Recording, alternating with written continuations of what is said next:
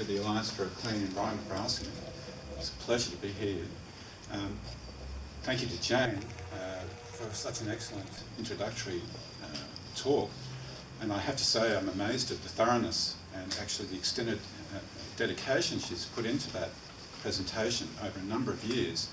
And I think it was an excellent overview of the structural difficulties there are involved in this sort of area and working with this sort of issue. So congratulations to Jane for an excellent presentation and overview on that. I'm going to also pick up on some general issues to do with the issue from how do we produce a clean environment? And I'm certainly alive with that vision. I want to work with weeds without chemicals, and that's my vision as well. Okay, that didn't work.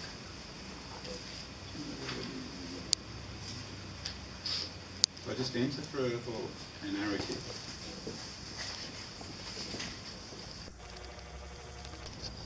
Just there, up and down, yeah. Okay, so I'm going to set a little bit of the context.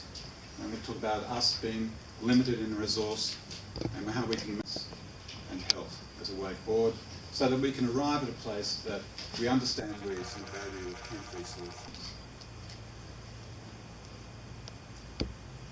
My personal context, I'm an environmental scientist, and then I went on to do a PhD in scientific communication. But I worked in the resource management area for some years, and I came across this sort of situation very often in my work. This isn't one that I was personally involved in, but it's very typical of the ones that I was involved with. And you can see the situation. By the way, in terms of who's here, people working in restoration and this sort of activity, yeah, quite a few are. So it'd be a familiar situation to many people, some not perhaps.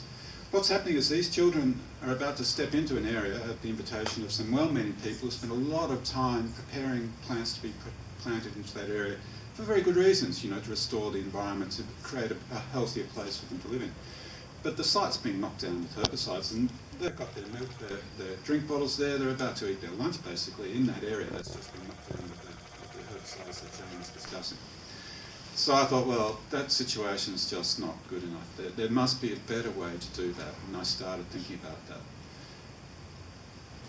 To give you an idea, this is my university in Melbourne, Monash University. We're not immune to these issues. This fellow's walking around, people once again eating their lunch in the background, someone walking around. The applicator is not wearing any of the prescribed gear to do that. Obviously room for improvement there, and I'm working with my university to create improvements in that area. But, you know, this is the local personal context I'm bringing to these issues. There are bigger structures that Jane's outlined. And I do want to make a quick comments about what I heard and why is it that people working in those agencies can't create the improvements we're seeking. Well, one of the factors is they're very large, they're very cumbersome agencies. The people in them perceive their role often to serve industry. It's difficult for them to make changes in these systems. So another thing I'd like to extend is my congratulations to this group of people here and the efforts of people working in this area to make those changes, because I was here at the invitation of the Eastern Metropolitan Regional Council earlier this week to give a talk, and I can assure you in my phoning around to understand that event, I got a lot of feedback that the efforts that we make in changing that situation are being heard and are taking effect. And there are a lot of people considering making changes, so I would like to encourage everybody to continue in their efforts in this area, because they will eventually work, and they are working now. So that was the feedback I'd like to provide from that, and the encouraging things I'm seeing in terms of people seeing, well, we can make changes in this area. I'll do it again.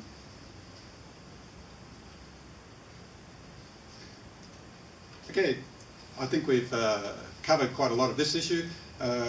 It was only recently, though. I think it's, once again, it's significant that a very large agency, the United Nations no less, has come out and publicly said, well, probable carcinogen.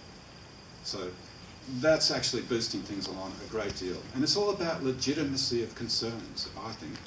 It's legitimate for people to have concerns about these things that are going on in their environment. So I'd encourage you, once again, to persist. And they're being heard. And people are, now feeling that the environment is safe enough for them and legitimate enough for them to convey their concerns to these decision-making structures and to be listened to. So we are getting some changes. Try one more. Well, what's the global scope of the issue that we're dealing with? This is a graph of the global use of herbicides, and it's 25 billion. Now, that's only what we know about.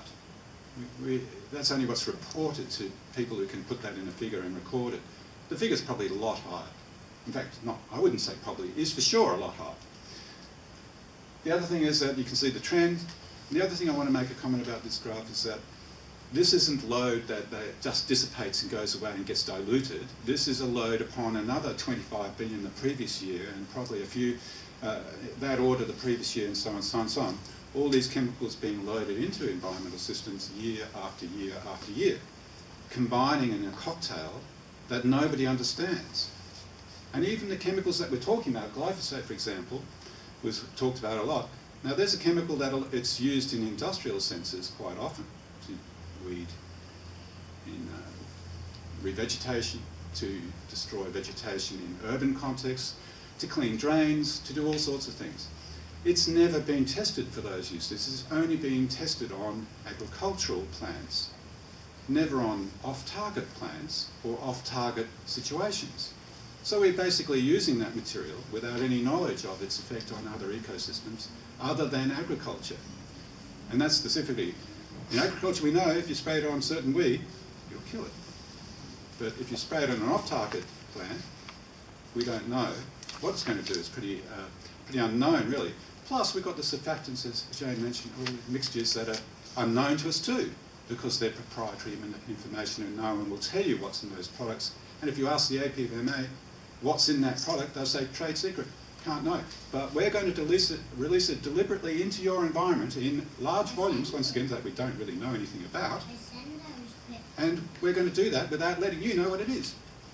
Not a good situation. So I think there's plenty of room for improvement there. And I agree with every comment that Jane made in relation to that. And once again, congratulations for doing that groundwork. So in Australia, the figure I was given from the APFMA is 1.4. Dr. Mark Bond-Burdock earlier this week corrected me and said it's probably closer to 4 billion. And I believe him because the most recent figure I got from New Farm on glyphosate was $500 million. So the figure has to be wrong. It's a way, that's only what we know about, and that's what's reported, and that's all the information they give it. So I'm underscoring the points made by Jane. We don't know anything, we don't know what's being used, where, or how much, or it's just all known. It's all set up to be easy for industry to achieve their objectives. So we need to get more control of that so that we can be more circumspect and have due care about what's going on. Why? Well, health issues that were mentioned. We don't know what the health costs are. They've done some work in Europe and in Asia and Africa, and the costs are substantial, in the billions of dollars, none of which is incorporated into when the decision maker's saying, oh, it's cost efficient to do this. They're not incorporating in the scope of what they do those sort of costs. They're not encompassing the environmental costs into that decision-making process. So what they're doing when they form the decision-making process is saying, we're only going to look here, sort of like the man looking for his keys in the dark night, looking under the street lamp. Yeah, I can see over here when the keys are in the dark somewhere over there. You know, we're only drawing a circle here, and it makes sense. Oh, it's efficient to use these. We're not drawing these costs in. Once again, Jay mentioned this. We're not incorporating the cost of the pollution to waterways. A recent example I came across was in forestry. They say, oh, we have to spray the seedlings, you know, we must do that, it's economic, otherwise we can't do it. Whereas in Norway, they said, well, we don't do that, we hand weed. I said, why? Well, because it's more economic for us to hand weed than fix all the problems by polluting our groundwater and our drinking water. We incorporate those costs in. So it's economic to hand weed in forestry, because we do that. And Norway's learning how to do that. And there's some really good examples we can learn from them, because they have to. I'm not saying Norway is the ideal country in the whole world because they use so few pesticides. No, they use a lot. And they're getting lots of problems and they're being forced onto them. They can't meet their water quality directives anymore from the EU. So they have to take action. And that's the situation coming to Australia, and coming to every country, because these chemicals are being used without due respect and due regard to their consequences. I travel around quite a bit, giving these sort of talks. This is in Richmond in Tasmania, and everywhere I went, that's what I saw on the side of the road. Everywhere. Everywhere I went to get to where I was talking, both sides of the road were browned off like that. Now, what's on the other side of the hill there? That's where they grow the oysters in Tasmania. All of that straight in there. Oh yeah. No concept of the interconnectedness of those actions. So, once again, it comes back to everything we can do to raise awareness and linked up thinking and holistic thinking about this, the better. So it's about educating. A lot of the decision makers don't really understand environmental issues very well, and their view of the world's very narrow to their own specific interests, you know. So you have to take that in mind when you're dealing with these decision-making people. We have to educate them. We have to explain how it is possible to move forward. For example, we could explain that you don't need to kill, in this case, thistle, because your cow can eat it. Why would you want to kill thistle? Thistle has more nutrition in it than the best pasture they can grow through the best seeds and all the agrochemicals you can put in. Thistle will outperform that. It's got more nutrients in it. It will get put on weight on that cow in a better way. Why not? Why not avoid these things? Soil and crop damage, once again. These chemicals are not tested on indigenous or native or non-native or any other system other than agricultural plants. So, you know, the off-site damages are significant, but they're not encompassed in any of the regulations and things that we're dealing with in terms of forcing change or encouraging change. This helicopter, there isn't any other known way to move a material from point A to point B more inefficiently than by helicopter. Yet, that's economic in terms of managing weeds. For example, in Victoria, they spray wetlands for Spartina with helicopter, and it's economic. How that is economic is a really good question. How could that activity be considered economic? It's because they've just drawn the narrowness of their decision making and blocked everything out. It's like, oh yeah, within that little context, it's economic. That's the sort of thing we have to challenge. It's not economic. It's costing a lot. It's destroying a lot. And you're not taking that into consideration. For example, of course, in Western Australia, this is a big issue, and I know it's also a big issue in the eastern states. If you ask, there was a recent survey by the University of New England, and every farmer they asked was saying, what's your number one issue? Oh, herbicide resistance, not working anymore. Well, what are you going to do? Oh, we're going to make it more poisonous. We're going to mix them together. We're going to use double knock. Why not a triple knock? Yeah, that would help. It's not sustainable that way forward. There's got to, the non-chemical, chem-free path is the way forward. And other people are showing that it is economic and it's doable, and we can achieve it. And this is the other thing I've really got to I really want to convey the economics of this situation. This is the sort of thing that is not recognised. This is compliance. I mean, everything they spray these chemicals on has to be tested. The regulatory people have to be in place. The chemicals have to go through processes which we've learned from Jane's presentation are totally inadequate. But that all costs money, millions and millions of dollars. This is why organic agriculture costs more, because the farmer in that situation doesn't get assistance from the government to do all of that work. The farmer does it on site. But the non-organic or non-biological or non-biodynamic farmer, they get all this kind of assistance out of the general taxation. So of course it's economic for them to do that, because they don't have to pay for all of that. We do. We're all paying for that. It's all costing us. It costs us in lots of ways. So we're losing opportunities to grow as a nation. If you look at the really big picture, I used to work in horticulture, and we almost lost $40 million of market in oranges to Japan because we had a herbicide in it. It was detected. The Japanese said, one more time, and we're not buying anything from you. They're on warning now. One more time. That's so dangerous. $40 million market. Yep, one more detection, gone. They're buying their fruit from somewhere else. You know, why do we have to do this? We don't need to do that. You can grow citrus without it. You don't need to use chemicals in citrus. What was the problem? Herbicide was being sprayed to keep grass down around the trees. Blew up into the trees, into the fruit. So they had a herbicide detection on the fruit. No reason to use it whatsoever. So, we're fighting this big battle, and everyone says, fight a war on weeds, fight, and battle this and battle that. Is this really a battle we need to take on? This is my way I'm looking at it. It's the wrong battle. It's not even a battle situation. It's the wrong metaphor altogether. It should be a working with natural systems. Because if you're going to fight a battle with these systems, where are you going to land up? Can we really eradicate God-given plants from the world? I mean, and the ones we're trying to eradicate here are rare overseas, in fact endangered. And they're spending money to preserve things here we're trying to kill. I don't get it. But anyway, that's why we need to change this way of thinking. And it's about thinking. This thinking is up here in our head. The frameworks we're taking to these situations are frameworks that are inappropriate to what we're trying to do. It's not the plant's fault, it's the way we're thinking about the systems we're interacting with. That's the issue.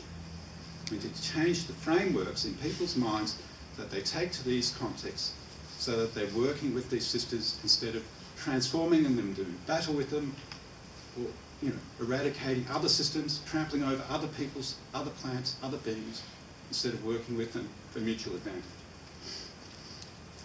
These are design issues. A lot of what we're seeing with weed issues is poor design. We know that weeds love bare ground, for example. What's the first thing you get with a herbicide? Bare ground. The perfect conditions for weeds to reinvade. It doesn't work. It's changing. Partner with nature. Work with ecological systems. Increase biodiversity. Use these systems so that they assist us. Work with them. These are my favourite things. I love these examples. Goats eat weeds. I like blackberry. Love it. Good on them. And you get the good things from them too. You get milk, yogurt. Sheep will eat weeds. This guy was about to boom spray his property at the cost of some thousands of dollars. I think it was about $6,000 or $7,000. He said, forget it. And went out and spent the money instead on some sheep. Now the sheep ate all that weed, the yellow weed. It's a fireweed, big problem in New South Wales. They ate that, and he is not only happy about that situation, but he's one of the most profitable farmers in his region. He's making more money than his neighbours. And he's happy. He's a happy guy. You can just see this guy in the picture. He's so happy that he did that, instead of poisoning his land yet again. Ducks eat weeds. Don't need to spray weeds in rice paddies. Ducks will come in and eat the weeds for you, and you get duck eggs. Why not? It's been done for thousands of years. We've forgotten how to do these things. Chemical companies have solved it. Yeah, oh yeah. The only way you can deal with that is by buying the problem that I sold you last year. Hang on, I'll give you the solution to the problem I sold you last year, and then you'll be right. This is what's happening.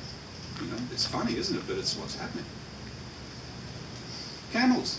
I went up to Queensland, and these people did a presentation for us about how camels will eat weeds. All their thorny weeds, the thornier the better. And they even cooperate. One camel will drag the climbing weed off the tree, hold it, the other camels come along and eat it. And then they take it in turns. It's amazing. Cows, very common weed, African lovegrass. Oh yeah, the only way. The guy who told me about this, he said, if he followed his department's advice, the Department of Agriculture in Queensland, it would be more cost effective for him to buy his neighbour's property that didn't have the weed than for him to follow their advice and spray and do all the things they told him on his property. So he said, forget that. And he got his cows and they ate it. And they put on weight. So he's now not spending money on chemicals and revegetation and pasture improvements. And he's got a productive system. Why not? Chickens, they'll eat them. The dog's there to protect the chickens, they partner with the chickens. It's a mutual combining situation. How am I going for time? I'll go that out. Right? Good. Grazing. This guy, Colin Cease, just won a National Landcare Award, by the way. His father said, oh, look, you've got to get rid of the native grasses. Spray them again. get in there, you know, you can do it, I couldn't do it, you have a go. So his son said, forget it, I'm planting oats instead. And he has oats, and then when he's harvested the oats, the native grasses come up, and he gets his cattle in and his sheep in, and they eat it. Most profitable business in the whole region, because he's partnering with nature instead of trying to battle it. Even in the urban context, we can do this. This is an area that was constantly sprayed on a cycle every, I don't know, every 3 months maybe. Yep, spray, spray, spray, even whether there was a weed there or not. Change that system into something that has some plant life and can create it. And my partner's going to talk about that shortly. My colleague, will talk about that shortly a bit more. So, that's the message I'm hoping to convey. Foster and nurture ecological partnering and resistance naturally in your systems. Change the thinking that you bring to those systems so that they can assist you and you can assist it by a partnership kind of approach. There's no need to battle natural systems. We're only in that sense battling ourselves because it's our own thinking that we're battling. Not battling plants, you're not battling weeds. You're not waging a war on weeds, you're waging a war on your own thinking because your own thinking isn't appropriate to what you're trying to deal with. So pick your poison. You've got choices here. Which one do you prefer? Sure know which one I like. I like this one. I'm working in partner and I can achieve the results that I'm wanting to obtain. That's why I set up the Weeds Network. We don't cover which chemical which kills which plant at all. We cover everything about how can I work with the system non-chemically so that I can get what I want. And we've been gathering this information for 6 years. There's a search engine there. There's about 6 years of evidence-based research that can assist you. I encourage you to have a look at the website, join the Weeds Network, and learn how to work with weeds and partner with nature and use these systems no matter whether it be agricultural, urban context, whatever. We cover the whole lot. The only thing we don't cover is, you know, as I said, which chemical kills which plant, because that just, you know, thousands of people do that. It's unnecessary and it's a waste, 100% waste, worse. We have been doing some work supported by National Land Care, which was really great, and that's the point I'm trying to make with this slide, is these sort of issues are now becoming more legitimate to talk about, and that's what I'm saying, great to see this group of people here, because it's okay now to do this work. We've got national organisations working with us to encourage us to do this sort of thing. So it's now about educating, spreading the word, and getting on with it in that sense, you know, and enjoying the benefits we can get out of working with nature in an improved manner. That was the work that we came at. There's a copy floating around somewhere if anyone's interested to have a look through. Herbicide pollution reduction strategy for Australia. So we set out, you know, if we want it, it's pollution. One point I want to make about that is every EPA in Australia recognises herbicide as a pollutant. So every time someone goes out, and the EPA may only control what goes up to the point of the end of the spray gun or whatever. Once it's out of the spray gun, they say nothing to do with us. So it then is pollution, which is why Jane pointed out, also reported to the EPA because it's pollution. So how do we reduce pollution? The best way, the most efficient way to reduce pollution is at point source. Don't use it. It's pretty simple. Don't use it. Use some other method and don't pollute. So it's about pollution reduction. Working in harmony, the theme. And sort of harsh theme. And now, I put questions, but I think Jane is going to have questions a bit later, further on. So we'll have to keep those questions until the next piece.